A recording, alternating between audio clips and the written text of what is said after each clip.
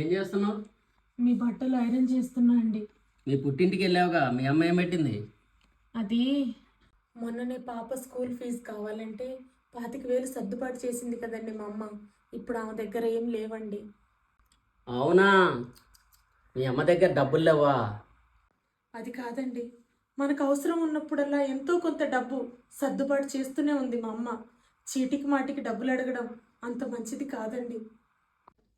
అంటే మీ అమ్మ పంపించే డబ్బుల మీద నేను ఆధారపడి బతుకుతున్నానా? చెప్పవే. అది కాదండి, వదలండి. ఏం వదలాలి? వదలండి. వదలండి. వదలండి. ఎందుకు పంపించాలండి మా అమ్మ మీకు డబ్బులు? తనకి ఖర్చులుంటాయి, మంచి చెడు తనకి ఉంటాయి. అయినా పెళ్ళాం పిల్లల్ని పోషించలేని నీది ఒక జన్మేనా?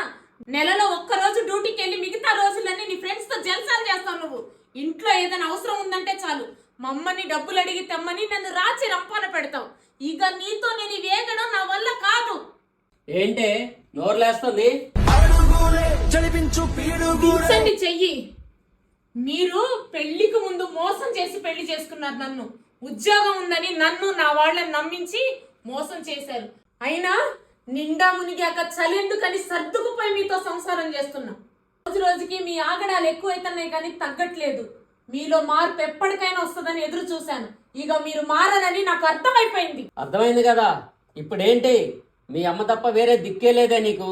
అవునండి, మా అమ్మ తప్ప నాకు వేరే దిక్కే లేదు.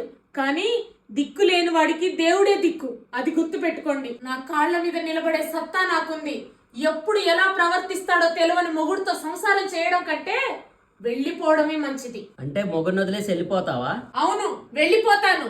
ఊరికే మా అమ్మ దగ్గర నుండి డబ్బులు అని వేధించే నీ దగ్గర ఉండడం కంటే వెళ్ళిపోవడమే మంచిది. వెళ్లే ముందు ఒక మాట, నా బిడ్డ మీద కానీ నా మీద కానీ నీ నీడ పడిందో నిన్ను చంపేస్తా.